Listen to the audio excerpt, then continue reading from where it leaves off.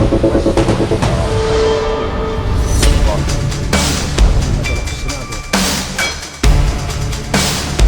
course, have a very large industry. Who are the influence components of secretary in the department?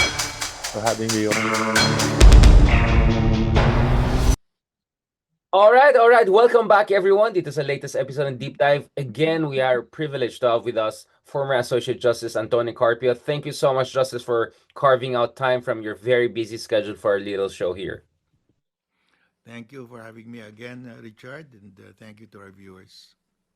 Thank you so much. Sorry, Justice, naka-Oxford shirt ako ngayon kaya medyo gentlemanly ang aking introduction. But later on, babalik din tayo sa Bardagulan. But there are a couple of things I want to ask you, Justice, on issues of conflict of interest, because that has been raised vis-a-vis the Bongo aspect, vis-a-vis the Cheese Escudero allegations of I don't know, misdeeds or conflict of interest. And then of course, Sara Duterte, after a year, finally my explanation pala siya sa confidential fund. Not the quickest thinking approach, but we can discuss that. But before we go to all of those things, Justice, I want to just look at the latest survey by Pulse Asia, which shows almost a double-digit drop in approval rating of not almost a double-digit, towards that.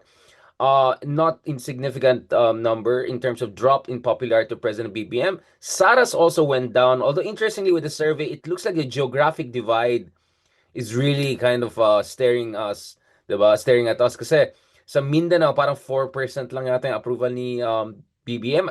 And then at the same time, barely a quarter of people in NCR and other regions here in Luzon naman are supporting of SARA. So clearly there's a regional divide. Nevertheless, both of them numbers down, but this would be more depressing for BBM considering not only from a lower base, but siguro he was expecting na after opening up all this anti-corruption investigation, he would be in a slightly better place. And yet here we are, Justice. What is your read of the situation? Well, I think BBM cannot escape responsibility. It's happening during his watch, and he also approved the budget, the 2025 budget, and all the unprogrammed releases from the unprogrammed appropriations are specifically approved by him because a special budget is required to be approved by the president, and he also approved the insertion. So difficult for him to get out of this unless the ICI and the Ombudsman will come out with results. Unless people are charged and the trial proceeds quite quickly, then the people will start to believe that he is sincere. But right now, it's difficult to expect that his numbers will go up because the people are really dismayed. I mean, they're really they really think that this is too much. This kind of corruption in government is just too much, involving the Senate, the House, and the DPWH, which is under the president. No? So too much, too little. Too much in terms of yung corruption dahil $10 billion, hindi rin 10 billion pesos, pero too little in terms of at least indications of a movement towards accountability, Justice? Yes, well, yes. This is I think this is the greatest corruption scandal in Philippine history. You're reaching already a trillion peso, and it happened during his watch, and there's nothing to show for that people are being prosecuted. It's still in the initial stages, so you expect his numbers to go down at this point. Justice, newly installed, newly appointed Ombudsman Remulla said that mga isang taon siguro ang tinitignan nila for filing of the cases, putting together the cases. Is that a reasonable time frame, Justice, in legal within the legal universe, but at the same time, given the politics, and parang iba yung timing ng politics, iba yung timing ng diba, the legal world. I mean, how do you see that? Is 1 year too long, too short, just enough? How do you see that? Well, He was, I think, referring to the trial in the Sadigang Bayan, that the trial will be finished, and probably at least from at the level of the Sadigang Bayan, there will be a decision. Well, it's rather very optimistic, but it's still doable uh, with respect to cases involving ghost projects. Because if the case involves ghost projects, it will progress quite fast because, of course, it's easy to prove. I mean, uh, there's no construction at all. There's So easy to prove and because there's nothing to prove. so even the defendants cannot present anything because it's a ghost project. Uh, but when in other cases, it might take longer than 1 year now. So the 1 year is very optimistic, but it's possible, doable with respect to ghost projects.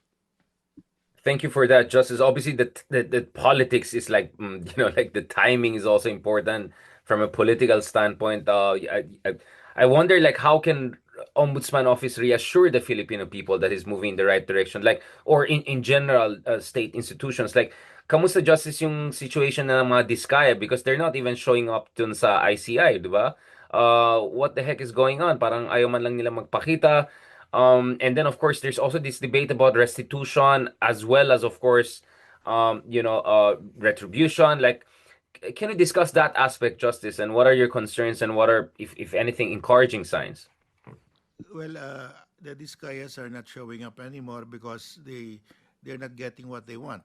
Uh, they are not being accepted as state witnesses because they are not revealing everything, and they will not surrender their ill-gotten wealth. No, so it's hard to justify accepting them as state witness while they keep all the loot. And you're talking of billions, tens of billions, or hundreds of billions of pesos here. So they're probably the most guilty here. But for certain, they are not the least guilty.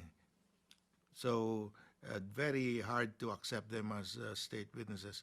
If they reveal everything and return everything, probably they could be accepted. But that's not going to happen the way I look at it. And the Discayas are probably also banking on the people who are supporting them, because if they talk, then these politicians will be exposed, and they, they they will be included. So the Biscayas are probably hoping that they will be protected by these people who could be dragged into the cases. No, but I think they correctly assess that they will not be granted state witness status. I feel bad for them. Kasi Justice, marami tayong mga Diskaya diehard supporters na it sounds like DDS too, right? Like na andito and they're saying, bakit naman nagfo-focus masyado tayo sa mga Diskaya? They're just pawns in this scheme. Are they just pawns, Justice? In what sense are they not just pawns? They're not. Pawn. Hindi lang sila parang hindi lang sila ginamit ng mga politiko. Parang ginamit lang daw sila ng mga politiko eh. Hindi naman sila talaga yung masterminds. In what sense they are victims of manipulation and power struggle of politicians.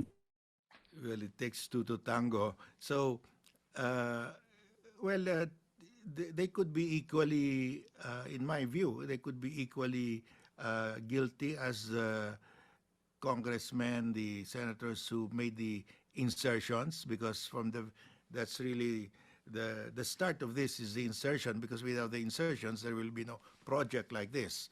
So they could be equally as guilty as the members of Congress who made those insertions, because as the witnesses stated, the district engineers testified that they knew that these insertions will only be allocated and bidded out if they get the consent of the congressmen, the senators who made the insertions. I mean, that was the understanding. So, I think that's the understanding in the DPWH, in the DBM, in Congress, and even in the office of the president.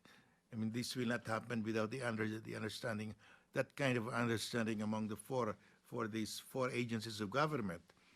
So they're probably banking that they could bring the house down if they. So they expect to be protected by these people. Just as so far, of course, itong corruption scandal na yan ay mga sangkot dyan or yung mga sabihin natin symbols of itong scandal na to. Marami sa kanila malapit sa presidente, some of them more than malapit sa presidente, some of them lost very high level positions. But if you think about Zaldico, for instance, it's intriguing because last time I checked, Zaldico also had very good projects under Digong, right? There are all of these pictures of Zaldico and Digong back in the day. His company Sunwest had very, very sunny days during the Digong time. I wonder why yung mga kaibigan natin na DDS, they tend to like have an amnesia about how Zaldico was juicing it also during Duterte's time. How is Zaldico a kind of BBM creature when in fact he was really rising through the ranks during Digong's time? Well, he's the epitome of of a of a businessman, politician who will attach himself to whoever is in Malacanang, whoever is in power.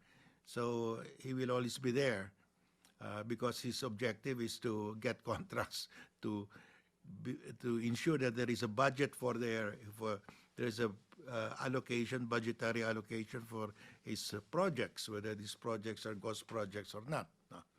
So that's the nature of contractors who have become businessmen, who have become legislators. I mean, they don't care who is in. They don't follow any ideology, any political line. They just carry favor with whoever is in power. And the more corrupt those in power, the closer and the thicker the carry, the juicier the carry. Wala akong sinasabi, of course, justice. But no, I mean, I want to go into a couple of interesting cases, especially including Sara Duterte's. Finally, my explanation pala siya sa confidential phone niya. Medyo delayed reaction. But going back to this, Justice, can we remind everyone what was the track record of Digong pagdating sa fighting what he said? A whiff of corruption. Last time I checked, some people got not once, not twice, 3 times reappointed. Hindi ko na kailangan pangalanan itong mga tao na to. They can just Google 3 times reappointed during Digong, even though may corruption scandals, di ba? How strong is Duterte's record in fighting against what he said poetically, a whiff of corruption, Justice Carpio? Well, he had a lot of people who had already a questionable record. He appointed people who were not qualified, like Michael Young as his economic advisor, and he retained people. He took them out of customs and gave them another position in government. So he's not exactly exemplary in this regard, and Sara, I think, Not exactly exemplary, Justice Carpio. Like sounds like how Justice Ascuna would explain certain legal. Not exactly. Justice, para may diplomatic skills tayo. Well, VP Sara came out with an explanation how she spent the confidential funds. She said she used it in her department when she was a deputy secretary to ferret out those involved in the computer scam. But this is detective work, and I don't think that they had people who were qualified to do that. She should have given this task to the NBI to do it. How could she have been doing this on her own, doing detective work? No, so it's quite strange, and she has to show results of this detective work that she did. on the computer scam there. So, but there's another issue there that, in fact, the Isang Bayan filed a case before the Supreme Court saying that there is no law authorizing the allocation and use of confidential funds by these agencies, civilian agencies, and the Constitution requires a law for that. The EO of President Duterte then is not sufficient because it's not a law. So uh, I think that explanation is very weak. Parang ano ba, usurpation of NBI's military intelligence. Like, just to be clear, I think sinabi niya, there were many reports of corruption inside the Department of Education, not just in the central office, but also the regional offices. Malawak daw ang corruption. Kaya they needed siguro daw itong confidential fund, quote, so whenever there are reports, we will investigate. And one of those we investigated was the laptop deal. So yung pala, she did us a favor, Justice Carpio. We had to give her hundreds of millions of confidential funds so that she gets to the bottom of this laptop scandal in Department of Education. Just as, it's very interesting, no? I mean, galing siguro ng staff ni Sara, no? On one hand, may Mandarin interpreter sila, 'di ba? Yung siguro na practice pa nila yung Jessica, I don't know if you've asked your Chinese Mandarin speaking friends. Sabi nung isa, she did Mandarin like when you do French, tapos binabasa mo lang yung words without the, it's like, hindi parang Bordeaux, you say Bordeaux. Parang ganun daw nangyari. Parang galing ng staff niya, no? They do NBA work, they do DFA work, they do military intelligence, ibang klase. At ngayon, sinama pa tong 1 year delayed explanation. But my goodness, just this pharmally issue is finally coming back. I was always shocked. You mentioned Michael Yang, by the way. I'm not saying they're related, but maybe they are. No, I mean, pharmally issue, pwede ba ibalikan ng ombudsman yan? Because this was just like 4 or 5 years ago, right? So pasok pa rin dun sa statute of limitation and all. Like, how Yes, serious was the pharma scandal?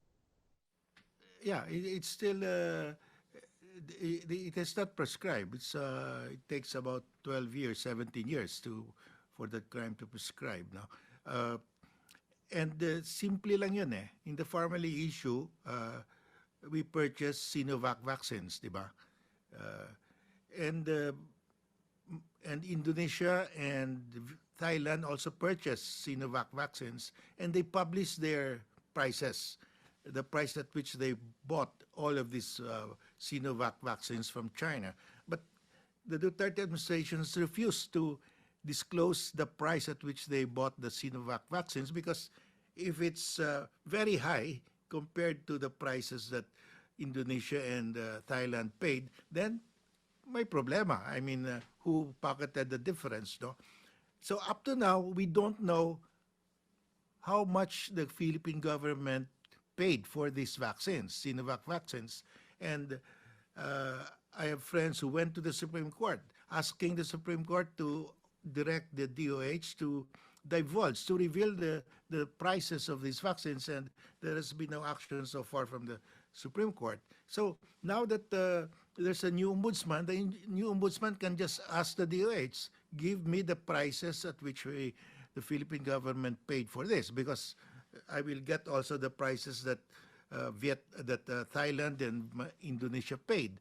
And you can see there could be a vast difference. No, see, it's very easy to put to rest this speculation that there was an overpricing because in Thailand and Indonesia bought their Sinovac vaccines also from China, and they publish their prices, and their prices are more or less the same. Interesting. And also they got it ahead of us. I think we also were behind even Yes, yeah. even Zimbabwe, ganon. But the reason I mentioned that is because Digong always tried to frame the relationship with China's special relationship. The way they talk about yung mga vaccines, parang libre yung vaccines. So baka naman just they didn't want to reveal the price kasi baka mabuking na hindi pala freebies ang binibigay ng China. Baka na-hurt lang sila for China's soft power, hindi kaya. Well, you know, if the price is low or about equal, they would not stonewall. They would just reveal it, and that's the end of the story. But if you're not revealing it, then you're hiding something. It's so I suspect that they cannot reveal the price because people will complain. How come it's so high? Nobody will complain if it's low. Nasaan si Duque, by the way? I mean, he would have been at the center of all of these things, right? He would have known it. I mean, whether it's the pharmally scandal, vaccine prices scandal, all the budget that were cleared during Duterte under, basically no transparency, zero transparency conditions. Diba? I mean, back in the day, just nakakatakot mag-question ng gobyerno eh. Pwede ka ma-cyber libel agad eh. I remember those days. They were scary days for anyone who would criticize any aspect of the government's policies. Well, I remember Secretary Duque then saying that it was President Duterte who approved the transfer of the funds from his department, DOH, to the DBM for DBM to purchase these vaccines. So there was a transfer of funds approved by the president because on his own he cannot transfer it. He has no power to transfer the funds. So he stated that it was the president who authorized it, although the President Duterte, did not expressly say, yes, I authorize it. So that's the other thing, because if the prices of Sinovac, the prices at which we paid for this are high compared to the prices that Thailand and Indonesia paid, and it was President Duterte who authorized the transfer of the funds, then he was part of it from the very beginning. No? Now, I know Duterte is basically... Because remember, this special purchasing body in the DBM is a separate unit under the office of the president. It's actually it's the president who appoints and supervises this DBM unit. It's there in the charter. So it was the president who ordered the transfer of DOH funds to this unit under the office of the president, although it's called DBM something. And so whatever those people did was with his upon his authorization. No? So it's you can really close the loop here. Close the loop here. Pero naka-archive na si Digong sa ICC. So paano? Does it make sense? Hindi ba parang ano yun? Beating down na... No, but it's about chain of command, dodginess. Yeah, we just have to find out what happened, because then we know who got the money if there was an overprice. No? And we can have a law saying that in future cases there should be an express public authority by the president authorizing the transfer of funds. It cannot be just verbal, because Duque is saying it was just verbal. Well, I won't be surprised if Digong is just like that, like parang gangster mayor style lang yung kanyang ano. No, but just as going back to this, gaano ka malalim yung skandalo na yan? Kasi it's also PPEs, di ba? Ang daming daming nangyayaring kalokohan ng pandemic, and then you suddenly realize, oh, Vince Dizon was the pandemic czar, right? Like, it's like, oh, like suddenly things are lock in and lock out. Like, what are you realistically expecting on the pharmally part? Because that was a massive scandal during Digong, which obviously under Digong's time, good luck with going after him. There was impunity. But now, do you see just something moving on that front? Gaano ka mahalaga yan for accountability? Well, I think the chairman of the Blue Ribbon Committee at the time, Senator Dick Gordon, is pressing the ombudsman to reinvestigate it, and I support him, because this is the worst crime that any government official can commit. It's a pandemic. There's a disease that's wreaking havoc on the people, and you make money out of this medicine, out of the vaccine. So I think this should be scrutinized. This should be investigated deeply by the ombudsman. No?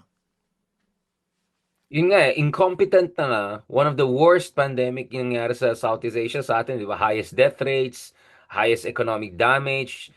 Tapos biglang pinaka-strict pero delayed naman na lockdown. We were always at the bottom of the rankings, di ba? Any rankings on the management of the COVID. And then yun, pinaraan pa pala, di ba? So, this is a serious, serious issue. But, yun nga, back in the day, remember, Justice, binabastos lang ni Digong sila Dick Gordon and all. Di ba parang, ang laki Yeah. ng tiyan mo Digong, Dick Gordon, di ba? Ginaganon lang niya, di ba? Dick, ang laki ng tiyan mo. Ganon lang, he was just bullying the senators back then. Si Lacson na nga, hindi makagalaw eh. Yeah, because takot sa kanya no? But there's a time for everything, and now that we have a new ombudsman, he's open to reinvestigating this, and I think he should. And it's very easy because you just compare the prices. Uh, Pag mataas ang atin, bakit tayo pumayag, no? I mean, we're supposed to be in good friends with China. The president at least was saying that he's a very good friend of the Chinese leadership. But why if the prices were high, how come he accepted high prices compared to what Indonesia and Thailand paid? So it's a very simple case. Very simple case of something really went wrong, and like we really have to get to the bottom of it. I'm really shocked at It's how. just as I'm very curious, Richard, because all because the guy who filed this was a friend of mine, Joel Cadiz. He brought it to the Supreme Court, and all he's asking is, ano bang presyong binayad natin? How much did we pay for this vaccine? And nobody in government is giving him the answer. He went Something to the went wrong, really. DOH, he went to COA, he went to other agencies. Nobody's telling him. So why can't we know the actual price? Indonesia and Thailand already published the prices. Bakit sa atin, we cannot get the answer? So simple. Baka Justice parang kay Sarah 1 year delay yung kanyang explanation. Baka na naman after 1 decade biglang ito pala yung mga prices na like medyo delayed mag-clarify itong mga kaibigan natin na DDS. Now speaking of people forget like Vince Dizon was the pandemic czar during the time. Magalong was the contact tracing czar. I mean, it's an interesting world, right? But I want to mention another interesting person, Bongo. Right? Who was de facto consigliere, right-hand man. I don't even know ano bang trabaho niya, senador, presidential assistant, lahat na lang, di ba? Photobomber. But now, of course, Bongo is also in hot water. Senator Trillanes is already mukhang press ahead na siya with the filing of corruption cases. But, amidst all of this scrutiny, let's say heightened scrutiny of Bongo's track record, one of the explanation I heard from Bongo's side, to be fair to me, is hindi mo naman mapipili yung mga kapamilya mo or mga relatives mo kung biglang nagkaroon sila ng marami magandang projects.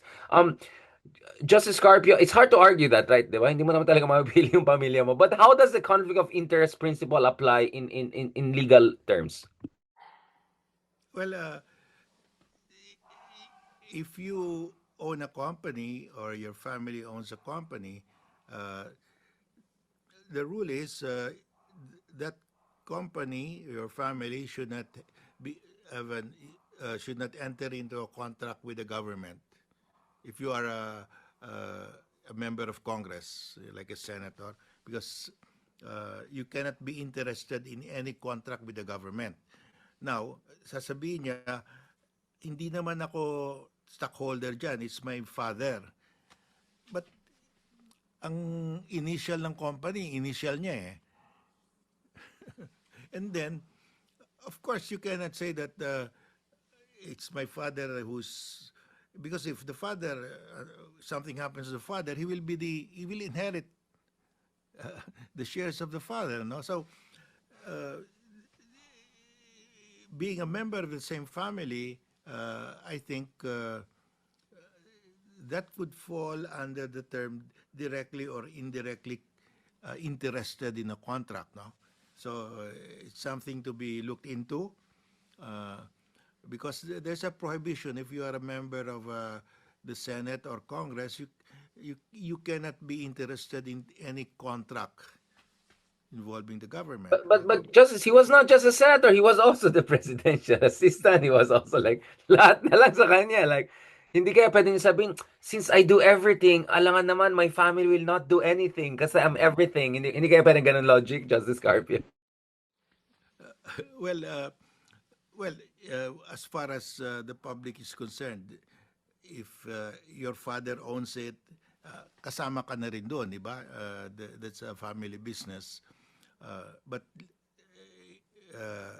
legally, you can raise it that technically I'm not a stockholder, no, but politically it's difficult to justify, and getting that much contracts. I mean, billions of pesos. I mean, these contracts don't just land on your lap, no. A lot of legwork has to be done to get these contracts, and if you are the photo bomber of the president, people will think that you have the ear of the president, no?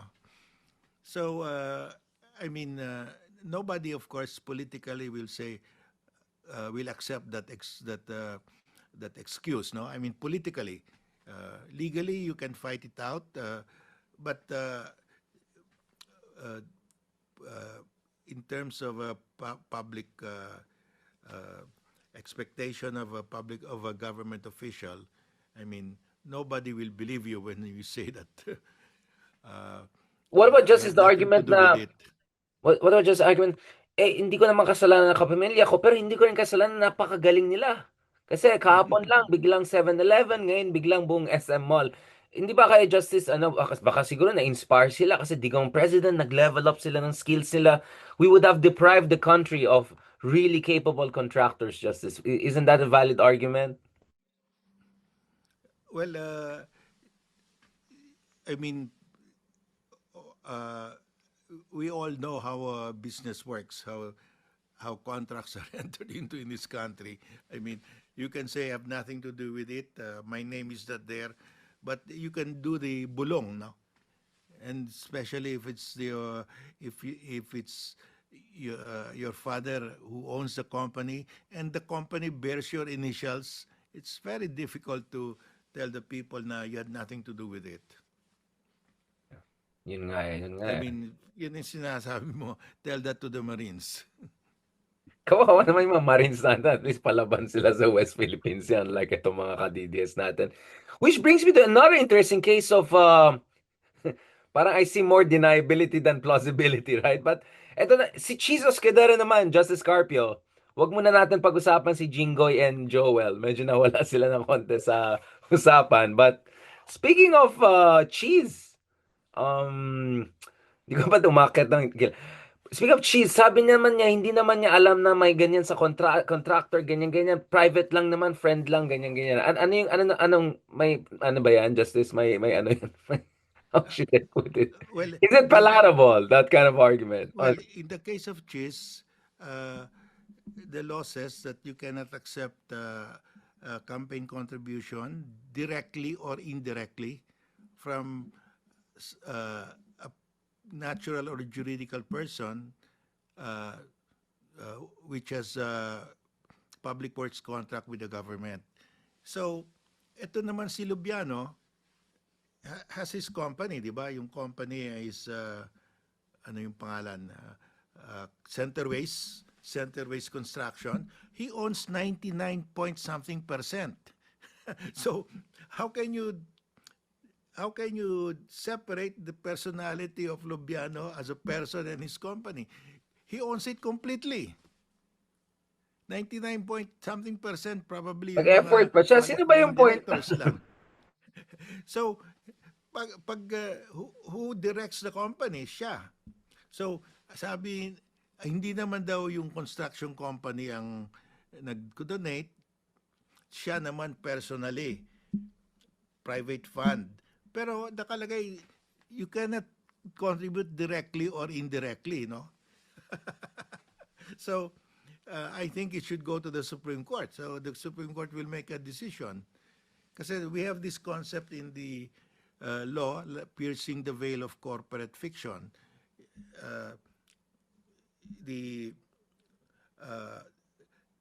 If you totally control the company and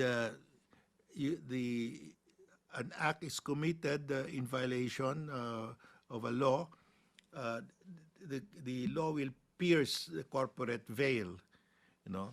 So ito, the act of the, instead of piercing the corporate veil here, what you will do is, uh, since Lubiano controls completely the company, he owns 99.9%, or more of the company. So I think, in my personal view, when he made a personal decision, that's indirect contribution by Centerways, no? And because after that contribution, lumobo yung contracts ng Centerways from from the government, no? So I think it should be decided by the Supreme Court. Ano ba ito? Ang dami palang trabaho ng Supreme Court Justice. Ang hirap pala. Maybe we It need to should make go all the way. multiple. Because nakalagay directly or indirectly. Yun nga, So indirectly din eh. Yeah. it's that contribution of Lubiano, Right. an indirect contribution of Centerways, because Yeah. Lubiano controls 99% or more of Centerways. Hindi, you cannot separate the personality. He completely dominates and controls the company. Yun nga eh. I mean, cheese is a very good, marami siyang mga, ano eh, sophistry, chemistry, ganun. So let's see how is he gonna get himself out of it. So Justin, we're towards the end of this discussion. Thank you so much for this really, really comprehensive discussion. But I wanna end on again, this is something we have been warning since last December at least. Um, people are saying that baka next month, may mga rumors di umano na may isang malaking religious group might pull off something like they pulled off earlier this year, except now we're looking at something that will come on the heels of what happened in Menjola, blah blah blah, that there's so we established that things are probably half full, half empty. Is that how you see it, Justice, when it comes to the dealing with the corruption issue? What do you think is important to make sure that nothing gets out of control next month? And then again, I mean, you coming from Davao, some people are saying maybe sedition, people power in Manila is not very likely, but what about secessionist moves or agitations back in Mindanao by supporters of the Dutertes? I mean, how serious are these kinds of concerns, Justice? How to prevent the worst case scenarios? Well, I'm sure from the side of the church and the civil societies organizing the trillion peso march this November 30, and in fact, ANIM already issued a statement signed by their Secretary General that they are not for uh, extra constitutional change in government. So they will follow the Constitution, and so from the group that has organized the Trillion Peso March, I do not see any problem. But of course, we cannot predict what the other groups will do, like the Pro Duterte group, whether they will repeat what they did last September 21. We cannot tell what they're going to do. Now that's their own action. But as far as the Trillion Peso March organizers are concerned, it will be a peaceful rally. The priests and the nuns will be there. We will be there, and we assure the public that we are not part of any extra constitutional adventures here. No. I mean, Justice, to what degree should we even take them seriously in light of did you see yung ginawa nila sa Forbes na mga dumaan lang yung mga medyo may edad na vloggers at si Meow Meow ano na pati yung mga BDDS nagalit din sa kanya. Ikaw mag-organize, ikaw pang late, mali pang napuntahan mo, tapos nag-computer games pa, tapos na late sa ethics committee the next day. I mean, Justice, are we lucky kasi purong mga clown show tong mga masasamang tao sa atin? Or like, maybe we should also still be careful. Like, I'm sorry, Justice. Sometimes, like, it's so ridiculous. I don't know. Why are we even taking these people seriously? Although, fortunately, we have to err on the side of caution. Well, there are many kinds of people who who are part of this play. You have people like Barzaga, who obviously is doing it on his own. He might be egged by the DDS, but I think he's doing it his own way. We're not worried about that, but we're worried about people who sent those black-clad masked people last September 21. I mean, that's the kind of demonstration that we don't want to happen. No? Exactly, kaya nga that kind of more Menjola style kind of violence. Hindi yung meow meow, more like Menjola. Last point, Justice Carpio. On a serious note, though, where's the superpower dimension here? I mean, there were many people questioning bakit may US embassy representative pumunta sa ICI. Although, of course, we know that US has an interest because some of their aid is tied to their perception of corruption in the Philippines. Not to mention they have also investors, blah, blah, blah, blah, blah. But others would say this is imperial intervention, anong paki ng US, as if naman US is a beacon of democracy nowadays, blah, blah, blah. And then, of course, there are also people saying that, that logically China would be a winner. Whether sedition, whether secession, what kind of whatever this the instability, because that just gives them more room for maneuvers at West Philippine Sea. Where do you see that aspect coming in, Justice? Well, I think the U.S., just like the European countries, are worried because, of course, they have investments in the country, and they have to assure also their investors, their countrymen, when investing here, that it's okay to invest here. No, so they want to know. That's their job, to monitor what's happening here, so they can report to their home office and to their business people whether it's worth investing in the Philippines. So I think that's the normal work of diplomats. Now, would it benefit China? Yes, of course. If it will benefit China, if we have a regime change here that's not in accordance with the Constitution, that will be that will destabilize the economy, not only the political system. So that's why all the groups now are saying, no, we want to stay within the Constitution. This is we are not doing anything that's outside of the Constitution. So we have to repeat that to assure everybody, because anyway, elections is just 2.5 years away, and we have a chance to put in a new president at the time. No? Absolutely, which is really the point. I think it's perfect to close it on that, Justice. Is it important there's more clarity on who's the leader of the opposition? I mean, clearly Lenny's still very busy with the situation in Naga. That's a huge challenge for her. I don't know with Bam, ano ba yung blockchain ba yung latest ano niya? But Kiko has been stepping up. Kiko Pangilinan, I think, has been doing a very good job since returning to Senate. Risa Ontiveros again reiterated in a talk in Harvard last week na bukas siya to run as the president. You think it's important that there's a clarity on who's going to be the flag bearer for the opposition? I know this is a tough theme for you considering the One Sambayan experience, but isn't precisely your experience with struggling to put the unified front back in 2022, isn't that supposed to give you better insights into what should happen in the coming years? I mean, we're not here to impose on anyone who should be the leader, but isn't it sensible ngayon pa lang there's a more clarity on that kaysa maghintay na naman tayo hanggang 2 years from now? I mean, who knows, even there'll be no coup or whatever. I mean, like, things are very fluid, right? Well, ideally, we should have one or two strong candidates who are already working to run for 2028, but it's not happening. So we just have to bring clarity to who will be our candidates in 2028.